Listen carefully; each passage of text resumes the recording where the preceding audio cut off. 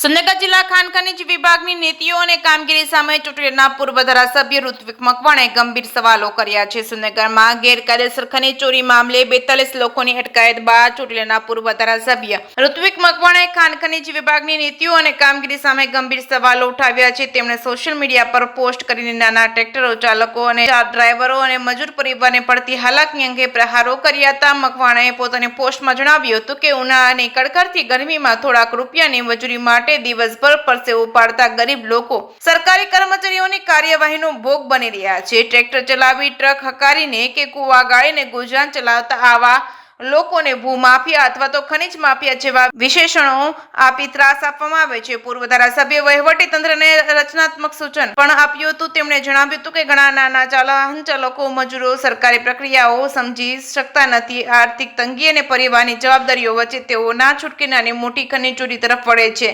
આવા લોકોને દંડવા અને માફિયા ગણવાના બદલે સરકારે યોગ્ય માર્ગદર્શન અને સરળ પ્રક્રિયા અને કાયદેસર રોજગાર માટે પ્રોત્સાહન આપવું જોઈએ.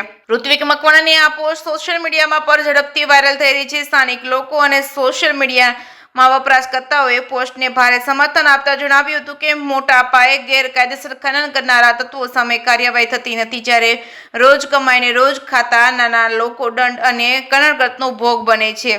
ચોટીલાના પૂર્વ ધારાસભ્ય ઋત્વિક મકવાણાએ તંત્ર પર આકરા પ્રહાર કરતી સોશિયલ મીડિયામાં પોસ્ટ વાયરલ કરી છે. જે કે સિંગુદત્ત સાથે મહેશ ઉતરીએ, સુરેન્દ્રનગર. અરે એમાં આક્ષેપની કોઈ વાત જ નથી. સીધું અને સાદું લોજિક છે. સાયલાની અંદર કોરી ઉદ્યોગ ચાલે છે. આટલો મોટો નેશનલ હાઈવે બન્યો છે.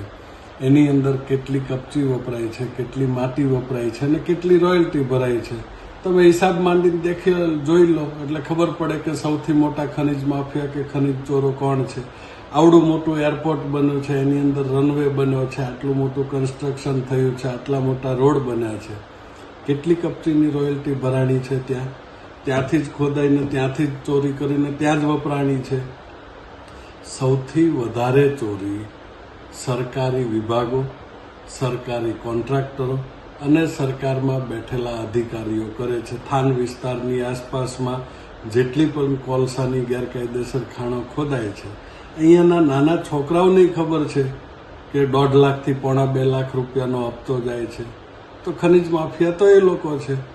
એની વિરુદ્ધ કાર્યવાહી કરવાને બદલે નાના કોઈ ફોનમાં માહિતી આપનારા કે બીજા ત્રીજા નાના માણસોને પકડી અને વાહવાહી લૂંટવાની આ જૂની સિસ્ટમ છે. આમાંથી બહાર નીકળવું જોઈએ. સરકાર ખરેખર ખનીજ ચોરી રોકવા બાબતે ગંભીર હોય તો એ દિશામાં પગલાં લેવા જોઈએ અને નહીતર આને વ્યવસાયની રીતે કાયદેસર કેવી રીતે કરી શકાય, નાના માણસોને એનું માર્ગદર્શન આપવું જોઈએ, એને મદદ કરવી જોઈએ, એને રેગ્યુલાઇઝ કરવું જોઈએ. આટલો મોટો મોરબીનો સિરામિક ઉદ્યોગ ચાલે છે.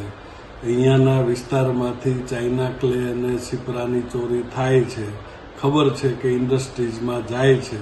શા માટે લીગલાઇઝ નથી કરતા? એને લીગલાઇઝ નથી કરતા એટલા માટે કે દર ચૂંટણીએ આવીને ક્યારેક મકવાણાને બદલી દઈશું, ક્યારેક બારોટને બદલી દઈશું, અધિકારીઓની બદલી કરવાના નામે તમારે મત જોતા છે, એમની જ પાસેથી દબાવીને હપ્તા જોતા છે, એમની જ પાસેથી દબાવીને તમારે સત્તા જોઈએ છે. એટલા માટે આ બધું થઈને તમે ચલાવો છો.